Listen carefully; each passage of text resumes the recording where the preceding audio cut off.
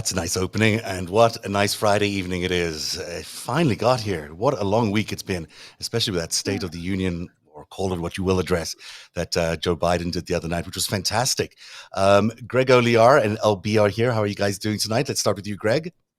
We're fine. Oh, did you guys watch The Address? No, I'm just kidding.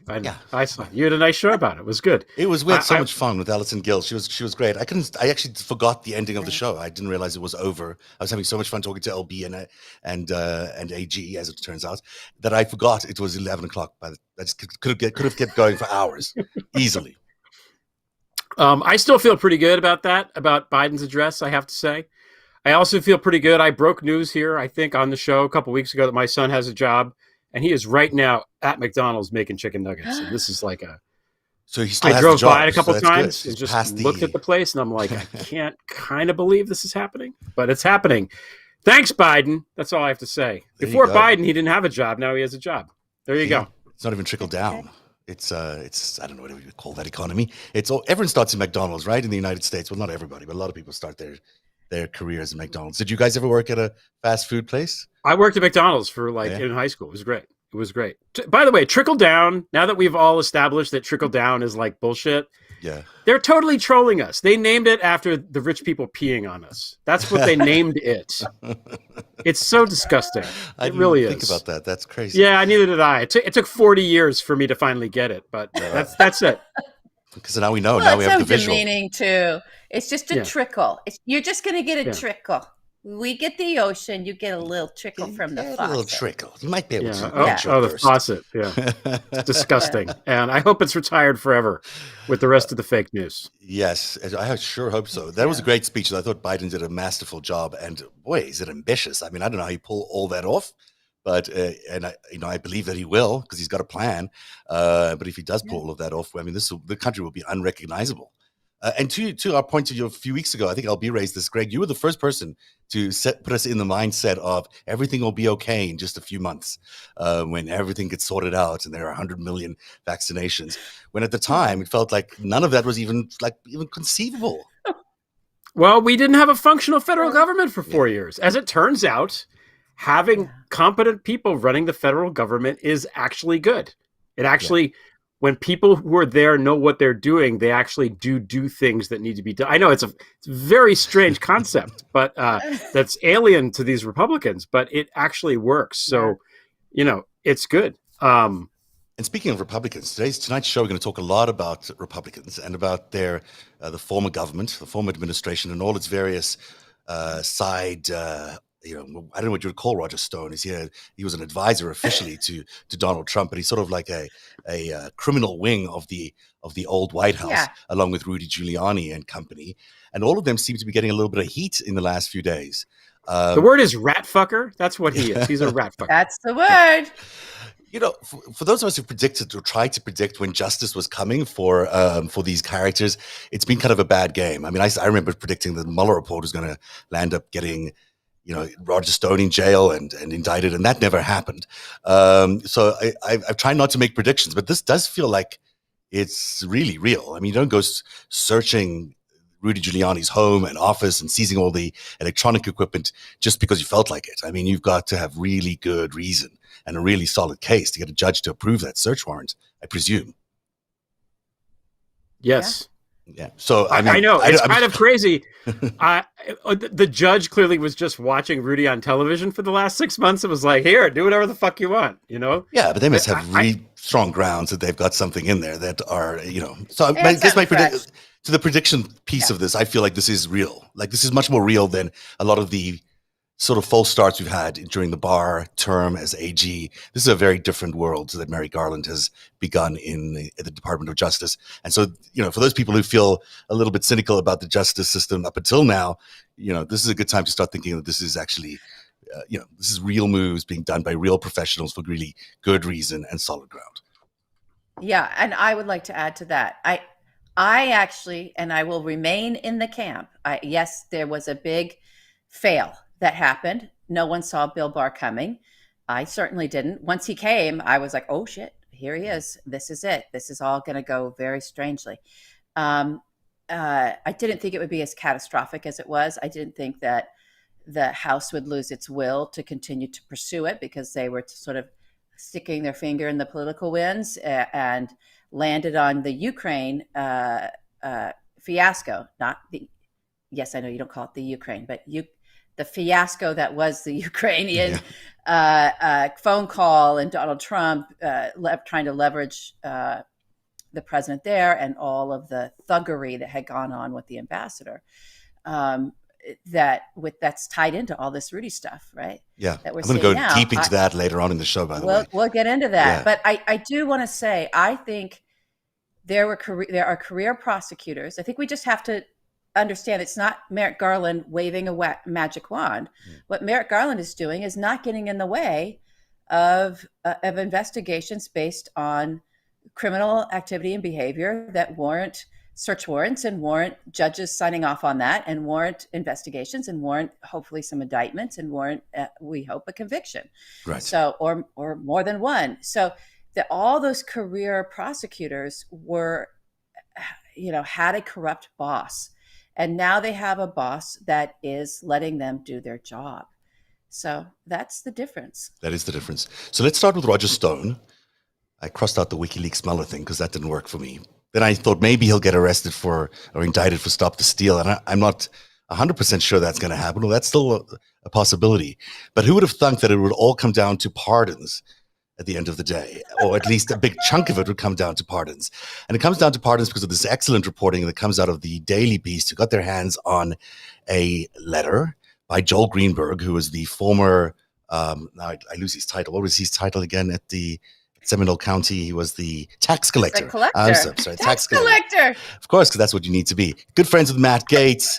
He and Matt Gaetz apparently enjoyed a pretty wild lifestyle, sleeping with all sorts of people, including underage girls, and paying for them, which is, of course, a federal crime on 2 counts. And so here we are, and Joel Greenberg has confessed to all of this in a letter implicating Matt Gaetz. But there's also the reason why he did it. And LB, why don't you tell us a little bit about why he wrote this letter in the first place? Well, it appears as if he really wanted a pardon. And in order for Donald to know what to pardon him for, if no one's going to inform him, you're going to have to write that shit down, right? So he wrote down, right? You need the actual. He wrote down his crimes, right? This is what I was involved in, and Gaetz was in there with me, and blah blah blah blah blah blah blah, and gave it to of all people, Roger Stone, because that's his. We could see his party buddy, high as kites they were in a lot of those pictures, and Roger is the rat fucker chieftain. Right? In fact, offered him $250,000 in Bitcoin in order to get that particular pardon, presumably from the president. I mean, presumably it wasn't Roger Stone who was just going to pocket over $250,000. I don't know. I don't know if he offered it or if Roger requested that amount. We're going to have to see. Roger's, jumping up and down saying, you don't have the full comp. He's doing his thing that he always does. He lies and he blah. There they are in those pictures, by the way. There they are. Roger looks like a and fun Joel. Party. It looks like it's certainly either the start or the end of a very fun night. I mean, who knows? Look at the kids in the background there. Yeah, I think that might even be an outdoor theater. Invite all the young people over. There you go. House. And so, that's, lifestyle is their lifestyle. I mean, as long as they're not breaking any laws. They did, however, break laws or appear to have broken laws with underage girls. But the story of the pardons is really fascinating because you're saying that potentially Greenberg implicated himself and implicated Roger Stone by writing this confession letter and Matt Gaetz in order to get that pardon from Donald Trump. Well, if Roger Stone was selling pardons, you can lobby all these people that ended up on the pardon list and getting pardons. They hired people to help them get those pardons. Apparently, that's a perfectly legal thing to do. But whether Donald's accepting a cut of that money, if you're paying to get the pardon from the guy, not just paying a firm to lobby for you, it gets a little messy in there. So. Yeah. I don't know what. Is there a law on the books? Can you accept money from someone for a pardon? I presume it is illegal. I mean, you cannot. Yeah, but someone else. A pardon is a thing that has value, right? And you're paying money to an individual to use their government position to give you something of value, which is a bribe. Period. But if you're I'm a not a lawyer, lobbyist but that or a shit- lawyer or that somebody, shit is not remotely legal. Trump Thank cannot you. take money Thank you. from the, you know, Not note Trump, to self. but can. Okay, so Stone. let's I don't get know. into this. Yeah. Yeah, It's let's Stone get into this. and Rudy. That's basically the question. Yeah, well, there's plenty of firms, right? So, and a lot of them folks attached to these pardons, and there's no way they were just working pro bono. they were hired to try to get pardons. I wanted to bring everyone, when we look at these pardons, I do think it's important to look at the pardons as a whole, because this does come back to the stuff that we all were tracking with organized crime, with the organized crime syndicates connected to Donald Trump and his Trump Tower and the Russians and the Russian Ukrainians and all this whole business, right? Of this crime syndicate, this larger idea of the bigger crime syndicate behind this presidency that's also connected into the Kushner family. It just is, everybody. Right. It is what it is. And so for those criminals, there were a couple on the pardon list that came, one very big one, and there was only like 1 or 2 articles written about this. And I was like, when I saw Helly Nahab's name on that pardon list, I mean, my hair went whoosh. I just set on fire. I don't think that people understood even what that pardon was. So everybody's heard the stories of the poker games that were in Trump Tower and poker games that were also in the plaza connected to Molly Bloom. There was movies about it. There's big celebrities implicated in all this. There is the Russian mafia at the center of all of that. And there were, it was a little crew in there, and they were art dealers, Russian art dealer, right? Like in New York City, who had the Trinkers. I think that's how you say their name. I'm going to say all the names wrong, everybody. I always do. Just get over it. Okay. So the Trinker, it was like a father and a son, and they were part of this crew with Helly and Helly's father has a big art gallery, big art business. This is the art world of New York City that's connected to Eastern Europe specifically.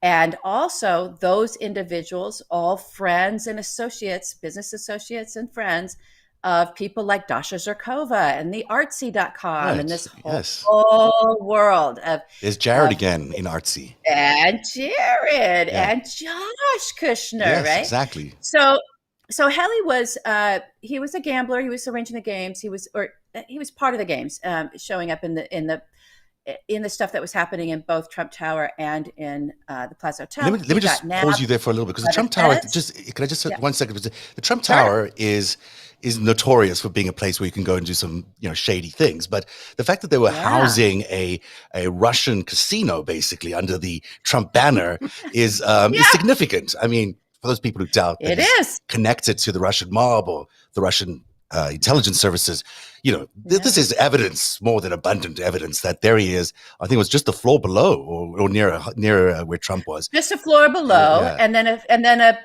about 10 floors below that. We don't know, because he lied about the floors. Right. Remember, this too. It's not as many floors at Trump Tower as this man says that there are, because he wanted it to sound bigger when you're in the elevator or when he's selling these condos. It's on the 30th floor. It's really on. But it was a Russian casino, 12, basically. But it was a Russian casino. It was a laundry. It was a laundromat. It wasn't even a Russian casino. It was just a straight up laundromat. And the feds infiltrated that shit and took those fuckers down.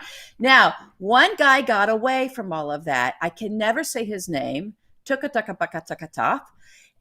he's a big gang lord. He's a massive, massive crime lord.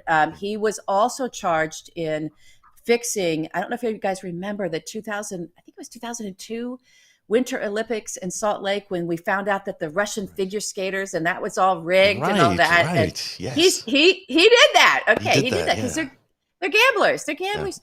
Yeah. And so, and he's a big he's connected to a big heroin trafficking ring that's also connected to Alisher Usmanov, who is an intelligence officer. That's one of the investors in Facebook. This is what it is. Really. They show up everywhere. They show up everywhere. They're all out of the Kremlin. They're all in organized crime. They have a tremendous amount of blood money that they need to launder. And this was one of their launders, was Trump Tower. And so whether it's the condos or whether it's the poker game, whatever it is, Trump was open for business, or the art, open for business for Russian money laundering. Okay, so that guy, we call him Little Taiwanese, right? So there's Little Japanese, which was Ivankov, a major voyeva is Konya. These are vors. These aren't just any gangster guys. These are vors. These with the stars and the things and the killing the people and the gulags, and this is bad. Okay, right. These are the worst of the worst. And so Little Taiwanese is this tuka taka taka taka. And the person who was really hunting him, one of the FBI agents, the street agents that was really hunting him, and his name is on all this shit, is Andy McCabe.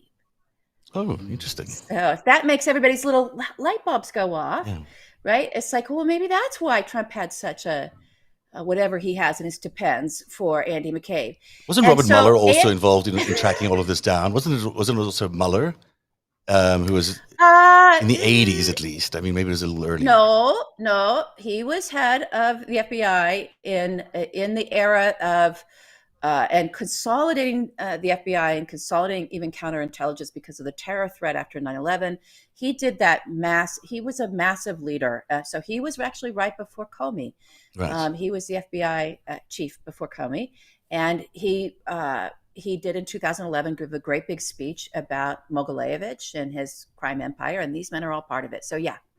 Okay, so tuka, Little Taiwanese flees. He escapes the long arm of the law when this poker racket comes tumbling, this gambling art money laundering scheme at Trump Tower comes tumbling down. Helly goes to prison, right? Helly gets indicted, convicted, goes to jail. Okay. So Helly's just sitting in there, and I don't know whether he got out. I have to look at my notes. I'm sorry, guys. He either got out or whatever, but he got a pardon. Yeah. He got a pardon. And of all these other sort of Jewish names and Jewish gangsters involved in this sort of syndicate with Dershowitz and Kushner and this whole thing, all those other people got, were proudly, Dershowitz would say, I helped negotiate this pardon. Or we knew it came from Jared, right? Not Helly. Nobody touched that one. It was like, we're not saying that we had anything to do with this because it's just so hot. It could have been Donald himself that was like, oh, I love Helly. I don't know. Anyway, Little Taiwanese escapes the arm of justice when all this went down, not the pardons, but when they actually took down the money laundering syndicate. And next time he shows up was next to Donald Trump on the red carpet in Moscow, literally right next to him. For that Miss Universe pageant. Oh, wow. Yeah. Wow. Yeah, and he's like there. And everybody who knew what they were looking at was like, there's Helly. It wasn't Helly. It was the Little Taiwanese guy. The Taiwanese guy. Okay. They were in the same syndicate, the guy that got away. So just to remind everybody the kinds of pardons that were on that list. Now, I want to take everyone back a little bit in time, too, about this corrupt use of this pardon power. Is also a commutation power, okay? And the president has it. It's just, he's got it. The very first sentence he commuted, so the first commutation before the Arpaio pardon, which was the first pardon, was for a rabbi that was in prison. Right. For, he was the biggest kosher meat packing thing. I think it was in Iowa or something, in the Midwest. And he's Dershowitz had been lobbying for this guy to get off for years and years and years. He's connected to Rabbi Bebe Lashar. I can never say his name right, who is sort of Putin's rabbi, that Dershowitz also considered his mentor or whatever, that Dershowitz loved. But also on this guy's request for commutation is Louis Freeh and William Sessions and all of the usual characters that also were always petitioning for Semyon Mogilevich to get off the FBI's most wanted.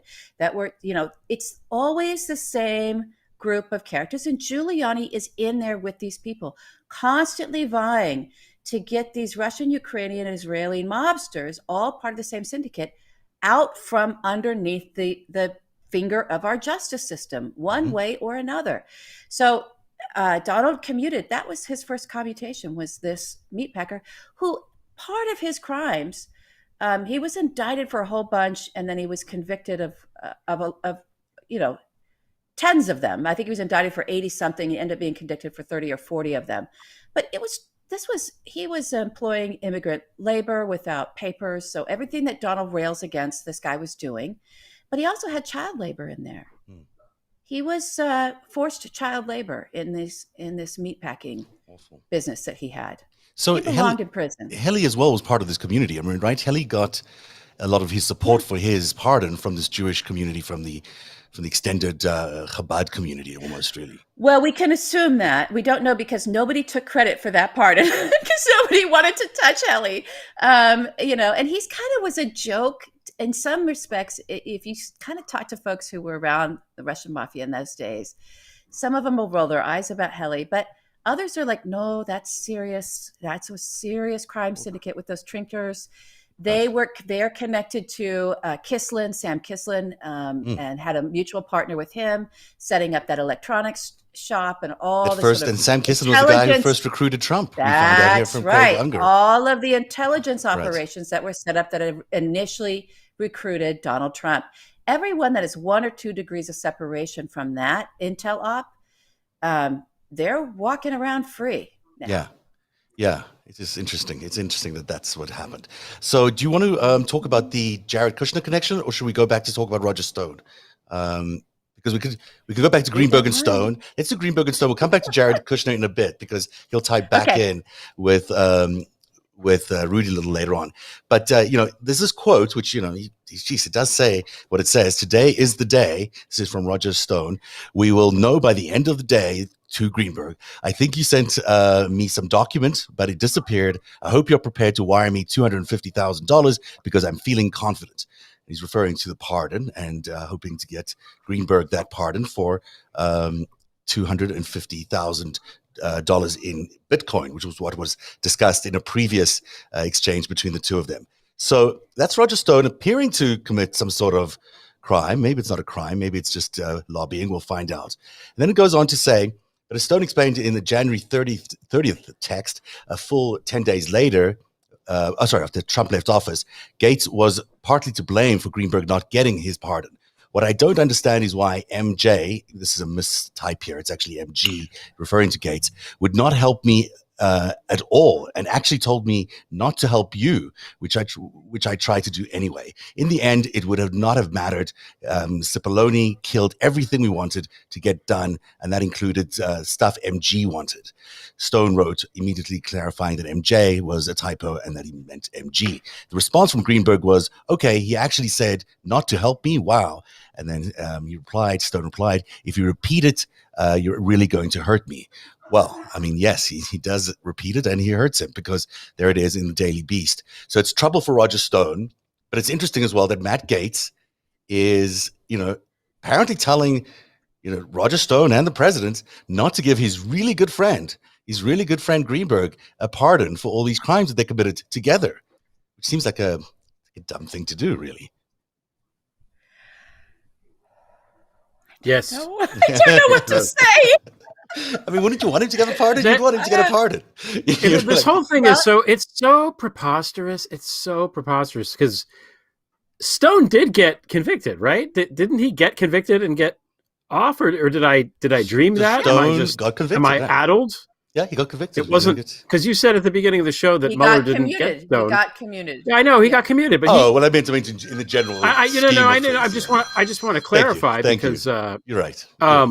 He did get busted, and I think it's an important distinction to make because these guys get busted, and then they're pardoned, and then they go on to do worse and worse things, and we keep seeing this over and over again. We see it with Stone, who's absolutely mixed up with the insurrection. I mean, he was there right on the morning of. We saw it with Flynn, ditto. That ugly motherfucker never spent even a day in none of the nothing, and Manafort too. Manafort should have been all of them, and the pardons are just so. I don't know what the answer is, but I hope that we can look into this pardon thing and somehow argue that it's all nonsense because Trump is part of all of these crimes and therefore ineligible to pardon. Because I don't know that's right. True. I don't know. It's a big incentive to become a president, right? You get to, if you're a criminal or the head of a criminal organization, the one way out to all your problems is to climb to the very top of the United States government and pardon your buddies Californians and yourself. And then the only way out from that point forward is to make sure you stay in power, which is what that insurrection was all about. Now everyone can see why they were all so goddamn desperate for Donald to win re-election. Right. Look at these people. Giuliani is in so much trouble unless he plays whatever card. He says he has a secret card. Let's see what it is. I don't know if it's something from Trump's past. I don't know if it's something else that he will, maybe something on 9/11, something he might deliver. I know that sounds conspiratorial, you guys, but this guy was at the heart of so much for so long. I don't know what he could pull out to deliver. It could even be a pocket pardon. I don't know that we can trust the reporting around, you're relying on reporters who Donald's giving information to or Jared's giving information to about what did or did not happen around these pardons. And they're not truthful people. So not the reporters, but they could be pocket pardons for sure. We don't know. There's no way to really know. We don't know. So this brings us to this guy, Palmer Luckey. Palmer Luckey is you know a lot about Palmer Luckey, LB. Do you want to explain who he is?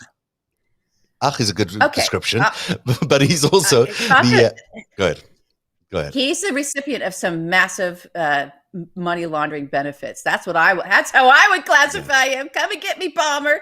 But he had this company, Oculus, that had crappy at the time virtual reality technology, and Mark Zuckerberg paid him. We thought it was just $1 billion over the valuation. Now we know it's $2 billion. $3 billion total. Plus $3 billion in total. The maximum everybody was saying this was worth was $1 billion. Zuckerberg paid $3 billion, and the excuse for that was, that's just the way Silicon Valley works. I'm like, well, yeah, because it's a money laundering operation. That's why it works that way, you assholes. So Zuckerberg gives him an extra $2 billion, to which he took and turned around. As one does. A little bit. Yeah, it's rounding error, really. Yeah, rounding error. He worked for Facebook for a bit in there, I guess, for that, as Facebook sort of assumed all that crappy tech and then did whatever they did with it.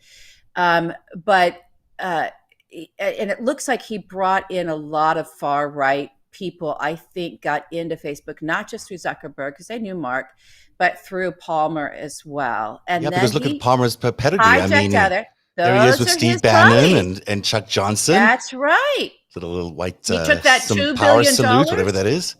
Yeah. He put that $2 billion to use, and he helped build the alt-right. That's what he did. Yeah, and he also built a company, a private company that's basically funded by the government, by the military, that produces drones, produces very good drones apparently, but still drones to mainly patrol the southern border and make sure those pesky immigrants don't come in. But also, he was doing a lot of stuff with Zinke in the beginning too, to get in there and get some land grabs around our monuments. He's wanted all the Chinese drones banned. He got all the Chinese drones banned. Through wanting first through Zinke, who approved all that, and then he was trying to get it through Barr a little later on. So why I'm telling you all of this is because Matt Gaetz is engaged to be married to Palmer Luckey's lovely sister, Ginger. And so here is the timeline around how Matt Gaetz met Ginger Luckey, and I won't bore you with all the details, but I already mentioned that the drone situation where Matt Gaetz was suddenly in favor of Chinese-made drones being banned from America because they might be spying on America. Who knows if they are, but suddenly Matt Gaetz found that to be an important issue for his congressional career. So he penned a couple of letters, and then he also tweeted about the fact that he was very excited about Palmer's new drone coming out. But finally, in December of 2020, he got engaged to Ginger Luckey with Judge Perot from Fox News, witnessing it and also tweeting it.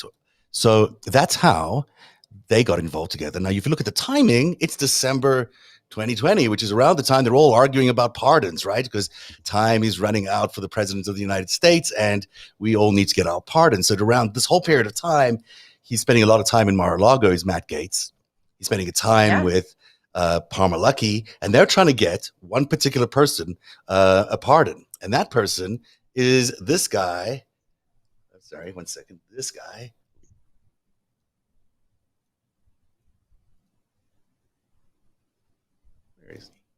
People are going to think it's me, Zev. I don't need a pardon. Are you sure? Anything you want to confess? Because you could confess. I don't right know. here. It's not over yet. So this dude is the dude who stole all the Google self-driving technology and basically took it to Uber. He got sued for it. He had to spend, I think, a year in jail, and there's a huge fine attached to it. And in comes Palmer Luckey and Peter Thiel, another of Donald Trump's favorite Silicon Valley supporters, and they argue to Trump that this guy should get a pardon for his theft of all this great technology. Probably so they could use it themselves, we think, maybe down the line, but who knows? It's certainly an interesting thing that they backed this pardon. And who's involved in that as well is Matt Gaetz, I believe. We don't know that for sure, but we think Matt Gaetz is. So it's possible, in an attempt to maybe either get the pardon, there's a marriage or an engagement, or maybe in an attempt to cover up the evidence because then he can't testify or she can't testify against Matt Gaetz. It could be that Ginger's involved in some sort of pardon scandal there as well with Palmer Luckey. It's a little bit of speculation at the end there. That's a little bit of speculation. Yeah. But it's interesting. Here's my take on it. It's interesting. Here's my take on it.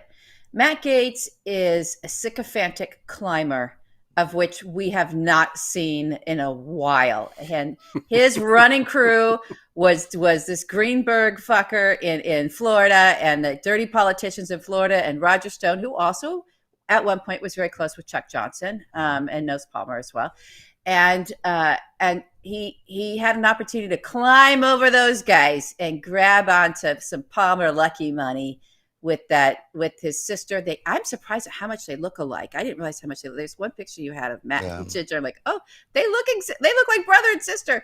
So he's just climbing. He's climbing. He was doing the Tiffany Trump compliments, and he was hanging with Ivanka. This guy is just climbing. He's climbing money and fame. That's all he's doing. Yeah, absolutely. I think you're right. That's what that is. You're right there. But there is, there's a question mark around this particular pardon, and we know now that Matt Gaetz was involved in the pardon process because Greenberg and Stone just told us that.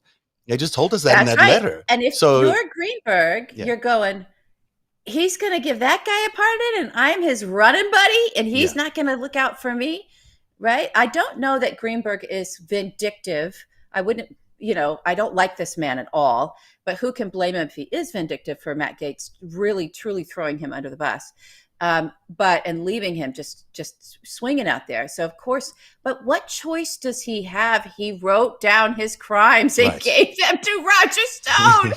he wrote his crimes down. Yeah. What do you do in that case? Down. Yeah. Are you referring to a novel that he was working on that he submitted to Roger Stone for literary criticism? Is that the novel where Roger Stone said, "Pay me $250,000 in crypto, and I'll publish it on my vanity press." Yeah, that's what happened.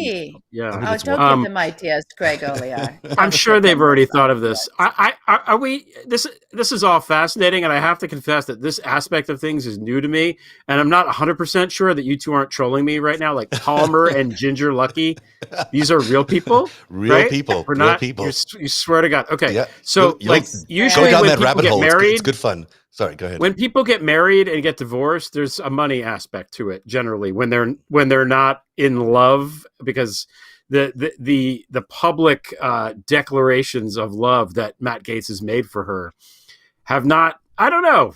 They just haven't struck me as being particularly authentic. I don't know. I'm not maybe the best. He doesn't seem to be a one-woman kind of guy, if you know. Yeah, I mean. His Twitter page, his first thing that says fiance, right?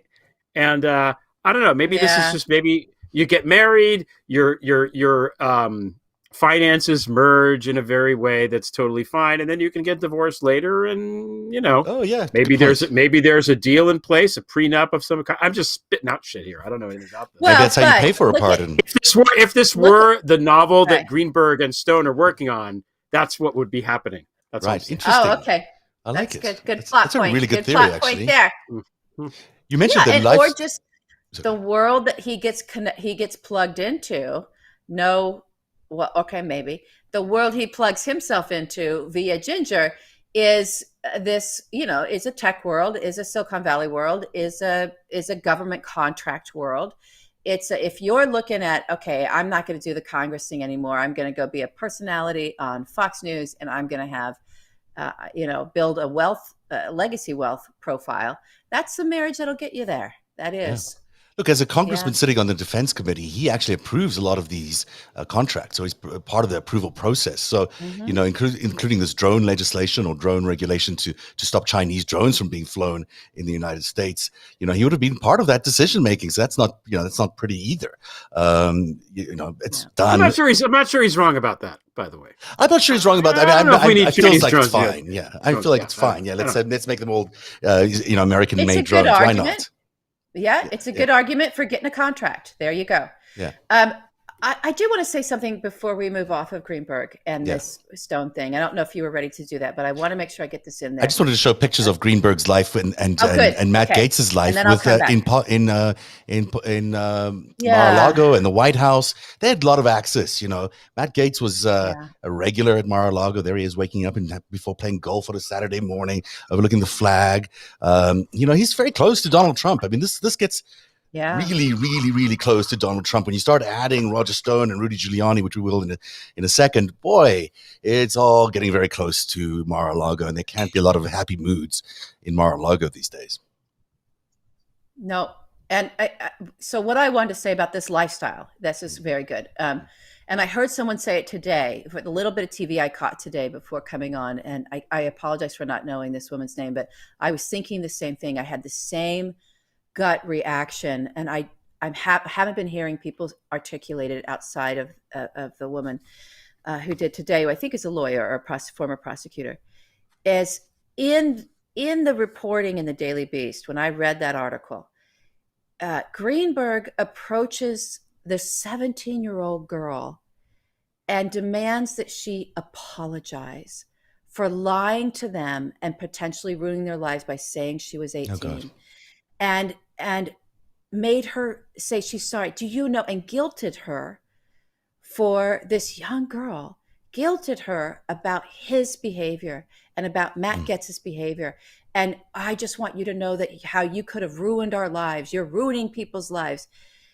That mindset to me is so, it encapsulates so fully these men and that former presidency even, and just the culture that we're up against in our nation right now, this culture of patriarchy and this sort of entitlement, like I'm entitled to take advantage of you as a teenager, but how dare you put me at risk if you lie in that way some way? And you're the one, therefore, that's going to be responsible for my downfall as a 30-something-year-old man for sleeping with a teenager. Yeah. And in this case, raping a teenager, because it's statutory rape, trafficking a teenager. It's her fault somehow because she wasn't honest about her age. And then once she turned 18, the reporting says he went ahead and celebrated that and contacted Gaetz and like, she's 18 now. Awful. That's who these men are. I mean, they also, this is the junkets, right? They took them on these junkets paid for by the marijuana industry. They took these teenage girls on these junkets. I mean, that's just not, it's just gross. And to then blame the girl, it's just impossible. It's just impossible to think that that's where their heads are headed. Unbelievable. Your 17-year-old girl. Apologized for what? Her age? This man, she apologized because the story is she told us she was 18. And so therefore we're not culpable. Right. Wow. Because she lied about her age. That's who they are. I don't need to say any more about that. You guys get it. Yeah, absolutely. You guys get it. It's awful. I mean, I don't understand why they're operating in the open as much as they are, but they're obviously operating in the open because they feel like nothing's going to get them. I mean, they don't seem to care that they've got, when they do a Venmo payment and it says the reason is for ass, they don't seem to care at all. Or at least they don't feel like there's any chance that they're going to get imprisoned or caught by anybody. They just feel like they're because there's never been any consequences. Yeah. Like I've said before, Matt Gaetz is Trump at 38. It's the same shit. It's a rich dad that bails him out every time he gets into trouble. There's no accountability ever for anything. Yeah. So until there is accountability for something, anything, he's just going to keep doing this stuff.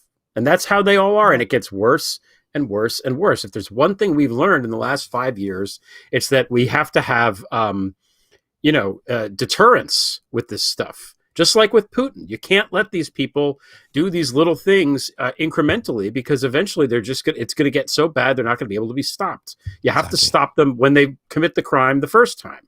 Yep. And have accountability. So, either believe we are a nation of laws or we're not. We either live by our laws. It's really that simple. And that's simple.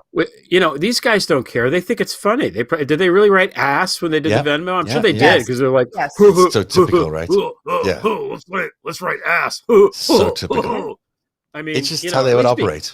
We all know those kind of guys, right? Be clever. I don't want to hear that noise again, Craig. Holy, that's someone else who has nightmares. But I've done that noise myself. It's probably so is this man. I can do it and do a dramatic reading of Brett Kavanaugh's yearbook. Okay. Well, this is the same kind of guy, right? And someone who hasn't faced any consequences is Rudy Giuliani until now, because suddenly the world seems to be getting a little bit smaller for Rudy Giuliani as he's, been the subject of the search warrant. They've seized his electronic equipment, where again, I'm sure he's done absolutely nothing to keep this stuff secret. He's probably been overtly obvious about every single bit of crime that he's been doing. And what's interesting today is that we've learned that a lot of this comes, Daniel Goldman from the first impeachment trial said that this is the reason that there's this investigation is the financial side of the impeachment trial. So I'm going to run through a little bit of information about that. Unless some of you want to jump in here. Do you want to jump in on anything? Nope, go for it. Go ahead. We know that trial involved the bagman and his two bagmen, Parnas and Furman, with these two guys that showed up in the news a lot during the impeachment trial for all their shenanigans, and I'll explain some of them in a second. Now, it's important as well to notice that they're connected to some pretty big deal bosses all the way in Russia and Ukraine, people like Dmitry Firtash, people like Semyon Mogilevich, and also Alexander Angert. These are pretty big name mob bosses, and I'm sure LB will have things to say about them. And Vladimir Putin, of course. There's all these characters that sort of fit into the world of Rudy Giuliani's misadventures in Ukraine and Russia. And so what they did, let me get back on camera and explain something here quickly. So we found out about the impeachment trial when we found out that Ambassador Yovanovitch, thank you very much. Was axed because of a campaign by Giuliani, right? That campaign actually started a year before we publicly know about. Like, we sort of think that it just happened around the time of last summer, but it happened in the previous summer, which is now 2018, 2018 or 2017. I'm so confused. Let me check in a second. But it happened in. Let me just put that up there. On the left-hand side, you'll see that there's a meeting that took place between Parnas and Donald Trump. And this is the first time that there was some pressure to get rid of Yanukovych. Oh my gosh. Can I say Maria? Thank you. Maria, Ambassador. Maria. I think it was 2018. Zeb, 2018. Thank you. I'm just going to double check that it's 2018. But you're right. It is 20. Okay. Yeah. So it's 2018.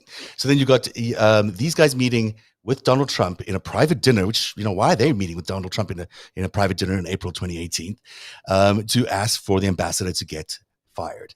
And then soon afterwards, around May, there's Pete Sessions, the former congressman from Texas, and a very, very powerful guy from the Rules Committee of the GOP, meeting with Parnas and Furman again. And this time, immediately after their meeting, he sends a letter to Mike Pompeo saying as well that he's really concerned about all the stuff that he's hearing about Ambassador Maria, let's just call it that.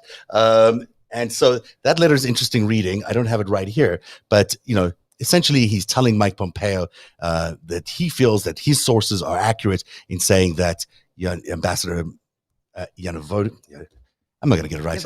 It's that night for me. Yovanovitch. I think it rolls off the tongue when you We're probably saying it wrong too, so it's okay. Yeah, it's just it's sometimes hard on a Friday night to even find the words. Yeah. So this is really interesting because what we're basically seeing is a track record of a year-long attempt by the Ukrainian government to get the American government to get rid of the American ambassador in Ukraine, who's really an anti-corruption activist and someone who's very, very about clean government and about clean democracy. And he's being a pain in their butt, really, for all this, for all the activities that they're doing, which are corrupt. So they think, well, we'll get rid of her. We'll do a little pressure campaign on the Americans to get rid of the ambassador, which they do now. But this campaign comes along with a lot of money.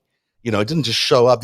Pete Sessions didn't show up for that nice Instagram photo just because. He showed up because he was the beneficiary of, you know, as much as $3 million in different funds and through different accounts, through different PACs and different organizations to him by Furman and his colleagues. In fact, I don't know if Donald Trump even had that dinner for free. I think that dinner might have come at some sort of cost. But the one thing we do know definitely came at a cost is Rudy Giuliani, because Rudy Giuliani got at least $500,000 by Furman and Parnas, paid through that fraud guarantee company or a similar kind of company. So in total, over this one period of 1 year, there was $1 million in payments that were done through legitimate looking things like legal fees or consulting fees or what have you. But it was actually money being funneled from the Ukrainian government of Poroshenko at the time, trying to get the American government to get this American ambassador off their neck because she's too much of a problem for them trying to get clean government into their world. So this is the money I think that they're talking about. This is the money I think that they're talking about when they talk about the financial side of the impeachment trial. That there is a lot of money flowing from these Ukrainians for some reason into the GOP. That's and right. Why is it showing up there? I mean, it's not just because they like the GOP. There was also, wasn't Giuliani involved with he was like the cybersecurity advisor to some cities in Ukraine around that time. Kharkiv, yeah. Like Portless Glam wrote a lot about that. Yeah, she's terrific. I worked with her on some of that. Yeah, she's great. And Kharkiv is, it was a regular place for Rudy Giuliani to hang out. He, in fact, addressed them and was going to build them a cybersecurity center, just like the one they have in New York. Not that I know why they would need that. But there's a lot of connectivity there between him and the mayor of Kharkiv and also the Poroshenko government, because there's many, many photographs of Rudy Giuliani just appearing there for some reason. The thing about the cybersecurity thing, he was working for the president. He was working on, an official capacity as the cybersecurity czar of the American government. Yes. Which is like... Imagine that. That's what he got as his little token prize and they were pissed. Donald and Rudy were really, they were locking horns. They've done this. You guys have heard me say this for years. It's like these two men do not like each other.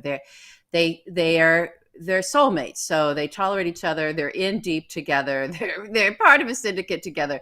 But also I think there are moments of real loathing going back and forth, and that was because remember he wanted to be Attorney General, and he didn't get to be Attorney General, and so then he shows up and he's at that one of Donald's first boardroom meetings. He was trying to reframe The Apprentice, right? It was The Apprentice, the presidency version. Remember when he'd sit at the table and he'd have all the people around him and and so it was before even the Dear Leader stuff started with his cabinet. This was just like, these are my advisors and these are the projects we're working on. And it was literally a Mark Burnett set. And Giuliani's there and Donald was like, okay, Rudy, tell everybody what you're doing then. You could tell Giuliani just leveraged him. He was like, no, you're going to let me have something. And what can you imagine the resentment? Can you imagine the resentment that Rudy has towards Donald because he became president and not the other way around? Oh, there must be just a lot of bitterness over there. I mean, come on, the guy's a politician. I mean, come on, something. Yeah, they're both such loathsome people that it makes sense that they would hate each other because how could anyone like either one of them, really? Good point. That's exactly correct. It's like multiplying zeros, It's just... Yeah. Yeah, so, ad infinitum. Yeah, and so anyway, that's where he got his cybersecurity thing is. I think I even did a tweet back then. I know I did because I retweeted. Someone circled it around in my mentions again, and I was like, "Well, this is a good time to remind everybody that the mob is completely taken over." The LA, because it's like, oh my god, the cybersecurity czar. Are you kidding me? Do you think he locked up his phones in any secure way? I don't think so. I think his phone, it seems like it's like he calls everybody all the time. I'm sure every little bit of detail is still there. I left a message for the FBI yesterday on his phone. Yes. Exactly. So it's interesting as well. It's worth pointing out that Pompeo might be, find himself in a little bit of trouble as well in relation to all of this. He's, of course, trying to run for the presidency because, here he is taking action after this letter from Pete Sessions to try and get rid of the ambassador. In fact, does fire the ambassador after all. So Pete Sessions is no longer in Congress. He doesn't get to spend, he doesn't get to worry about too much of this. But there is an indictment, and you're all welcome to go read it, explaining how all this Ukrainian money suddenly found its way to Pete Sessions, particularly through the NRCC. The NRCC is particularly interesting, and I'll wrap up soon, is because it also implicates two other people. One person it implicates is McCarthy, Kevin McCarthy, because he's part of this organization that got all this money, but also because he was aware of all this activity going on with Sessions and didn't do anything. In fact, it also implicates Devin Nunes, and there's a whole bit of a sidebar which we don't have to do tonight. But these two guys, McCarthy and Nunes, have a lot to worry about right now as well, because their positions look increasingly tenuous as all these different players sort of come into view here. It looks to me like we could see some of the leadership of the Republican Congressional Caucus finding itself in some trouble over all of this. Maybe, who knows? I'm bad at predicting these things, but there you go. I did predict several years ago that Devin Nunes, when all is said and done, would serve more time in prison than anybody else involved in the Trump organization. So, as he should. I mean, that guy's so corrupt. Could not be any more corrupt. I mean, he shows up with Khalifa Haftar. I mean, it's just the worst of the worst. It's the worst of the worst. Do you remember the first time he and Schiff came in front of the cameras at some sort of update of the Intelligence Committee, some kind of thing that they had seen? I think it was around the election or someone that they had interviewed, and they stepped out, right? It was right around the time that like Grassley and Feinberg on the Senate side had kind of stepped out, and they were kind of holding each other, and they had they looked like ghosts. Like, what did we just see? They saw something awful. And Nunes and Schiff stepped out, and Nunes started talking and saying things to the press and denying things. And Adam Schiff, you could see it in his face. You could see the wheels going, oh shit, this guy's lying, right? And he was like, I wouldn't say that necessarily.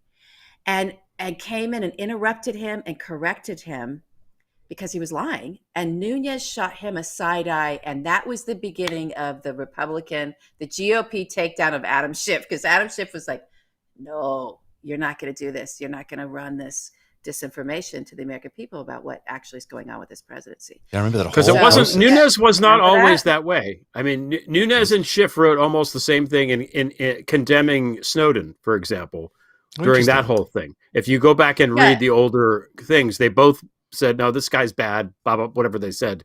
Nunes turned. He had he had the Alpha Omega winery. He invested in that. And then there was a boat up in Central California, a little yacht trip with a bunch of underage girls. And that got popped for the winery guys. And he hasn't been the same since. Let's call it what it is. Unbelievable. These guys are somehow reelected time after time. I mean, I don't know what Nunes is. It's that place is so red. It's never just going to. Yeah, it's just crazy. Well, hopefully one day he'll get out of power, or he'll find himself in jail, because that's where he belongs. But when you look at this totality of this whole thing, it's kind of interesting, right? Because you got all these mob figures, and then you've got Ukraine, and Ukraine is very tied to the Ukrainian mobsters. You should tell us, LB, because this is really everyone should know that LB is the reason we all know that the mob is actually Donald Trump. I mean, at least that's the way I know, and I think many other people know that Donald Trump was related to the Russian mob. It's because LB was doggedly saying it day after day after day on Twitter, because that's how we all found out about it. And thank you for doing that, LB, because God knows where we would be otherwise. I was like, if I just say this one word over and over again, maybe it will penetrate. And it did. It did penetrate. Just a little 3-letter word, mob. I used to do the Muppet. Put the Muppet gifts in there every day. It's the mob, everybody. It's the mob. And I used to tell people, hey, Trump is a mobster. And they'd be like, what? And I said, no, Trump's a mobster, based on what you were saying. And slowly over time, everyone sort of changed their opinions. And finally, the thing that sounded impossible, he actually is a mobster. The president is a mobster. Let's get rid of him. So, good work. Well done. Not bad. Yeah, pat yourself on the back. Welcome. But it's a weird thing to be known for. Well, it's a good thing. Yeah. But what the tie with the Ukrainian mob is really interesting because they're not really Ukrainian. They are Ukrainian, but they're sort of a front for Russia, right? I mean, they're sort of like a That's right. shield for Russia. So, right. And just to remind you, the first time I ever even shared my voice and people knew I was a woman, because they had all assumed I did run it very covertly for a long time. I only chose like male gifts and male. Anytime I chose anything that would have a gender, I always intentionally chose male, even though it was subliminal for you guys. So, and I was writing such muscular stuff that nobody was thinking this was coming from a woman, which made me feel nice and safe and comfortable. And especially my husband, who was like, what are you doing? I was like, oh no. But okay, so that being said, the first time I shared my voice so people could tell who I was with you, Zev, on this program about Marie Yovanovitch and about the threat that had, because I couldn't, it was such a threat to me that I had to speak. I could not stay quiet. I was very nervous, but thank you for how you gently nurtured me into now ruining my life by showing up live on this program every week. Okay, so the Ukrainian thing. Here's the way to think about it, and I brought all that history up between you and I about because I said it on that program too, and I think it's the best way for people to visualize and understand this. So, in the era of the Soviet Union, in the Cold War days before the Soviet Union broke apart, and we ended up with Russia and all these, all the countries being. Some of them being independent. You have to understand that the gangsters we're dealing with now, the syndicate that got set in that time, in the time of the Soviet Union. Those are the borders to draw. If you're looking at a map, you need to think about that. And so the underworld of organized crime and intelligence services is underneath that. It never broke apart. It didn't. This is a whole other economy. It's a whole other world. Everyone's connected in very different ways, and they even draw their own lines and borders that still don't match the national borders under which they're operating. But that is where the roadblocks are that they're going to find when it comes to different laws in different nations and what they might be up against with law enforcement in terms of being caught, which is why they all use that offshore laundromat. And a lot of those people we were talking about in the beginning, you guys, with the poker games and the Trump Tower, they're all in that offshore laundromat. Okay, they're all in there. So this, those art dealers and all that shit. So that's what you want. I know we see the map on the surface and what it looks like today. But you need to understand there's a totally different map underneath, and it's all still connected the way that it was back in the era of the Soviet Union. They're still doing things. And Ukraine in that time, and still to this day, was the center of tremendous national resources for the Soviet Union. A lot of operations, it was really a sort of the heart of that empire, and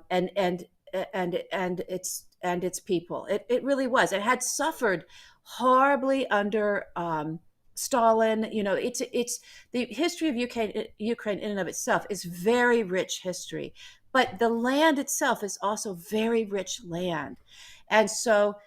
Folks like you hear about Mogilevich, and we've talked about him, and Unger's written about him, Craig Unger, at length. He's Ukrainian, but he's head of the Sultanist. He was a head of the Sultanist Bratva, which was based in Moscow. But he's a Ukrainian man in terms of where he was born and where he's raised. So in Ukraine, now that's not to say that all of the Ukraine is Russian organized crime. Because of that era, because we're still very close to that. Americans think in short little terms, years or decades or presidencies. I look at something and I'm like, 100 years ago was my grandfather's time, right? So you have to think that way, right? Okay, so 50 years ago or 30 years ago, not that long ago, everybody. Not that long ago. It's not long ago at all. So not long ago, those guys are still around. They set all this stuff up. They had a lot of trafficking going on. And as the Soviet Union fell, they were part of working with what the Kremlin was also becoming, because the KGB got broken apart. It became these other divisions. They were still working with the intelligence services, right, out of Moscow and St. Petersburg, they were still working with that elite part of Russian intelligence as an organized crime branch or arm for it, right? Yeah. So that's why also these men connect right back into the intelligence service as well.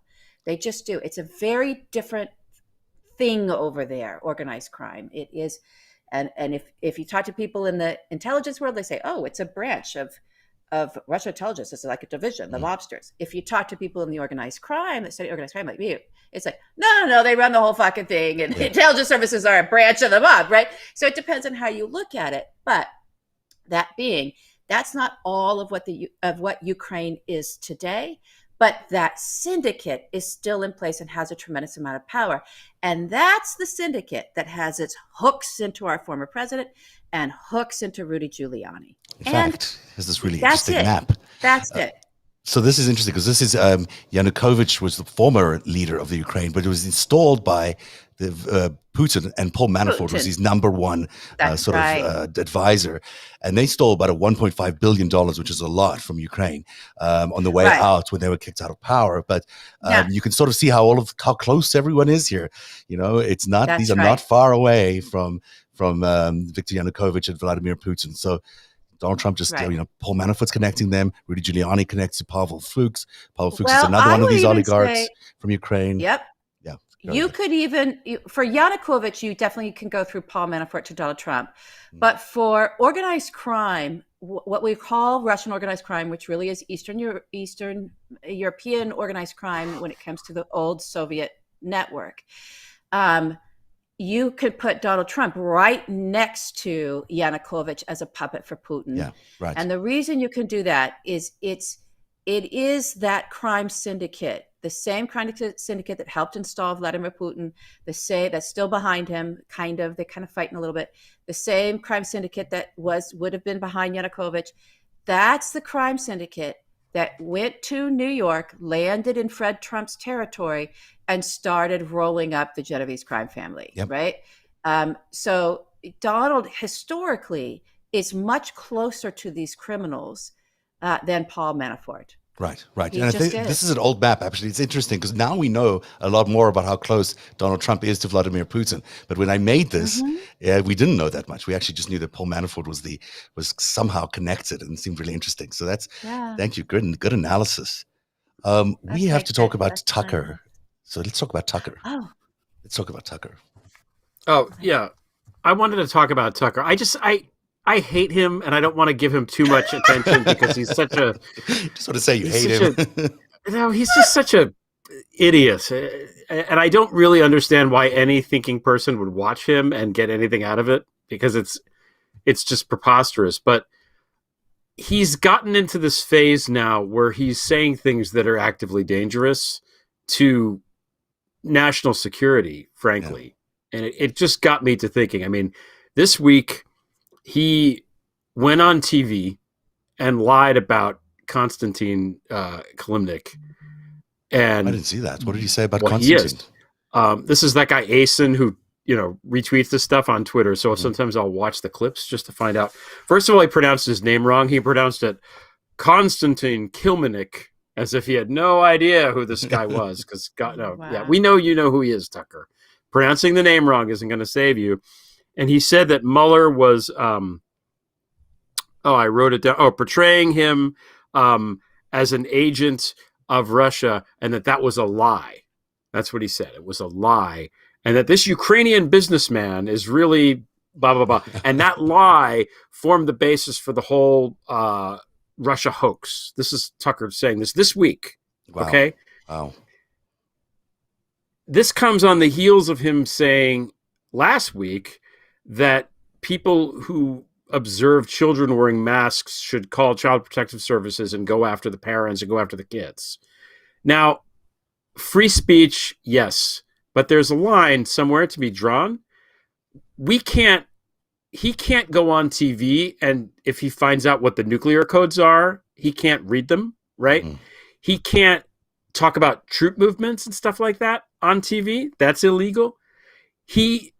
Going and saying the stuff about the masks and the vaccinations at this stage is analogous to going on TV with the same sort of platform in the early 80s and saying that AIDS was not real and that it's totally okay to have unprotected anal sex with as many people as possible because it's fun and it's in we want our freedoms, man. Nothing's going to affect our freedoms. Like, at a certain point, he's actively endangering people, and I wonder, especially with the Konstantin Klimnik, with these, he's fucking. It's just a lie. The guy's a fucking Russian intelligence officer. Marco Rubio signed off on a document that said he was. Yeah, fucking absolutely. Tom Cotton signed that thing.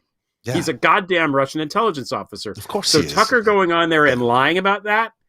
That to me, there's a point at which the people in the Department of Defense and State need to fucking step in and say something.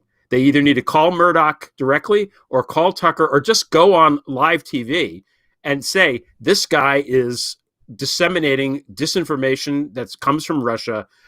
Don't watch it. Shut it down. At what point, and this is, I don't know what the answer is, but there is a point at which what he's saying is too dangerous to be on the air because it's a lie and it's spreading disinformation to the point where it's going to get people killed. So they keep saying that he's an entertainer. Yeah. Yes, it's escalating. Whatever. If you but that's not how it's presented. Yeah, it's not presented as him being an entertainer. So I don't know what the deal is. I don't know how this would work. And it's obviously a slippery slope, but you can't go out there and lie like that. You just can't fucking do it. Too many people have died. What is the goddamn number of people that have to be dead before somebody steps in and shuts this fucking guy up? Because he needs to be taken off the air. Absolutely. Fox News, in general, him especially, he needs to be taken the fuck off the air. And that Rupert Murdoch needs to be shut down. Maybe he needs to be fined. I don't know. There has to be some way within the laws of the land, within the Department of Defense, that they can shut down fucking lies and shit. The first thing they should do is stop playing the Fox News network at Lincoln did it during the Civil War. Yeah. Lincoln did it during the Civil War. He shut shit down. Yes, he did. He shut down media operations that were printing shit that was not true or bad for morale. He shut it down. He put editors in jail. I didn't know that. That's really interesting. Yes, under what legislation? No, Lincoln is not a god who did everything right all the time. I'm just saying he did. Okay, that's important to do. I don't know what the answer is. I think they should be shutting these things down. This occurred to me today, but you can't. This is the equivalent of him doing the sort of shouting fire. I hate even saying it. It's so cliche. Shouting fire in the crowded theater when there's no fire, but he's doing it on primetime every night to millions of people who think that he's correct. And it's insanity. Well, and he has more than one media platform, right? So there's also the Daily Caller, which he owns. Shut that shit down too. This guy's a problem. He's a real problem. And maybe he's a Russian intelligence officer. I don't know. He might not know that he is, but he is. He's acting like one. You know what? He may there as a well difference? be. Yeah. What's the fucking difference? You go on TV and how is he any different than what's on RT right now? Yeah, he's not. Often exactly the same talking points. Often could even be worse. Worse. There's a thing about the Department of Defense. He's an odd person in many, many ways when you start pulling at his history, who he's been connected to, what's going on with him, whether he's actually even making money. This is an odd duck, guys. He's not. I mean, even Lou Dobbs. Like, people don't know Lou Dobbs. How long Lou Dobbs and Donald Trump knew each other. Those guys knew each other for fucking ever, right? They were running buddies. Folks don't know that, right? They just think Lou Dobbs all of a sudden became a Trump fan when Trump was president. But Lou, you can you could see that Lou was in that horse shit of Kremlin propaganda and pushing it early on. Now that we can sort of go back and dissect it, there's something about Tucker that's even odder than that. It's this is an odd guy. He doesn't need to be doing this. He's very wealthy. He doesn't. It doesn't quite make sense what he's chosen to do with his life.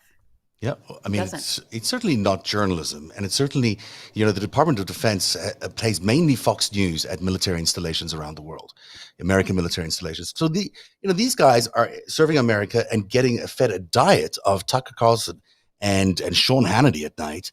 I mean, this is not a good thing. I mean, for one thing that can be done today is they can shut that down. They can no longer provide Fox News to military installations around the world. It's just not necessary. It's not true from what we can tell, and it's propaganda. So why would we be feeding that to our American services officers? It just doesn't make any sense.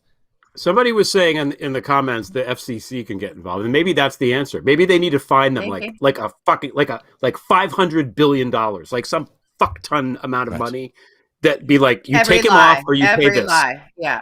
Well, all those voting machine lawsuits are going to be playing a similar kind of role. I mean, they're facing billions and billions of dollars if they lose the cases against Dominion. So if it acts like that. But I agree with you. The FCC should be taking that shit's going to go on forever. Though. That will be Devin Nunes will be let out of prison 50 years from now, and that will still be going on. The government needs to act. It's a national security emergency, frankly. I agree with you. I think it's a foreign intelligence operation, basically. That's what we're getting fed on Fox News. We don't need to get fed that. Why are we getting fed that? It makes no sense. Everyone's home needs to get this? No, absolutely not. If people really want it, they should be able to get to it, but it shouldn't be available on cable for everybody. It's just ridiculous. Well, you can find the cable carriers. So listen.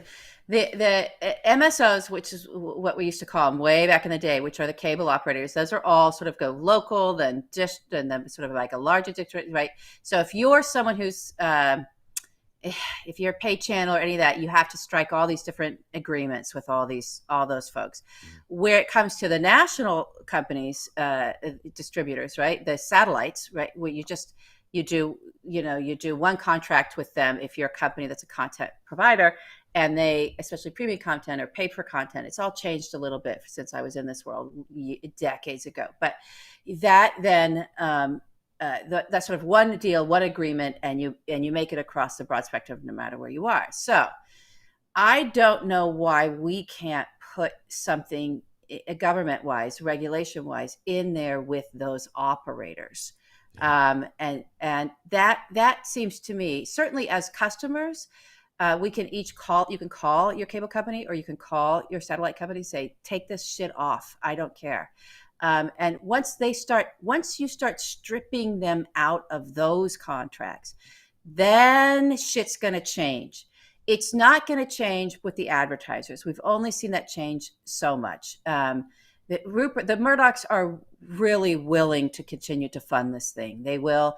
Lachlan Murdoch, this is his little baby, Tucker Carlson, and so he's going to nurture that baby all the way to grandpa land, right? That is his child that's going to live in the house with him for the rest of his life. He loves this. This is Lachlan, okay? Yeah, this is their thing. It's not Rupert, it's Lachlan. This is their thing. It could be Rupert too, but this is his thing. So advertisers mean nothing to them. I know they mean, and you just can't say that because, okay, maybe they mean a little bit. It is money, but they can keep going without that. God only knows where some of the money's coming in from their funds that they all have named by the names of their yachts. It's crazy. The Murdoch laundromat, offshore laundromat, is something to behold. If you guys haven't laid eyes on that, it's incredible. Well, it's not only America. I mean, it's happening everywhere in the world. It happens in Australia. It's happening everywhere. In the UK. But other places are. What is this organization? Other places are taking them off their airwaves. So I'm just saying, customers, we can have it be stripped. But if we want to come in there with any kind of legislation or enforcing laws that exist in ways that are a little bit more consequential, those are the contracts you need to get, not the advertisement, the contracts with the cable operators and the contracts with the satellite companies. And, there's a lot of pressure that can be applied to the heads of Verizon or Comcast or, even if it's just a call from the president or someone in the White House saying, we're not so pleased about all of this. That could, they can chop these guys off the air in a second. You remember that Bill Barr was also on Verizon? It was a Verizon legal counsel for the longest time. Wasn't he Bill Barr? That makes sense. Yeah, that kind of MCI, I think. Yeah, interesting. Well, that's the show for tonight. let's get rid of Fox News. We'll take over their space on the cable channel if they need something. So we're available. Thanks, guys. What an interesting show. I think we covered a lot of territory. Boy, we learned a lot. You got plans for the weekend? Anything exciting? Are you guys allowed out yet? Are you in the world? Are you participating in regular life? Tuesday. It's exciting. Tuesday, I'm fully you wait 2 weeks after your last vaccination for the 2-shot people. And then Thursday, I have been letting it all go. Thursday, things are happening. Hair, nails. Oh, wow. Massage. Oh, can't wait to see all that next Friday. It's a whole good reason to tune in. I don't know if I can make it to the dermatologist, but the rest of it is going down. Fantastic. It's happening. You've earned it. Yes, thank you. Are you going to go to McDonald's after this, Greg? Just get another burger and see how things are going? No, I can't. No more burgers. I did after I got my second shot, I did go to the diner. I did because the diners are open, and I sat inside and I ate, and I did what I said I wanted to do, which was sit and drink coffee and make my lists. There was like 2 other people in there, so it was okay. Awesome. I felt like I'm okay. I have something to look forward to. Yeah. We still in Canada are not able to get vaccines to people, so I have no idea why, but there you go. It's okay. We'll get there soon enough. Have a good night, guys, and have a great weekend. Thanks for watching the after show on Narrative. Have a good night. Bye. Bye. Narrative is funded by viewers like you. Support our independent journalism at patreon.com/narrative.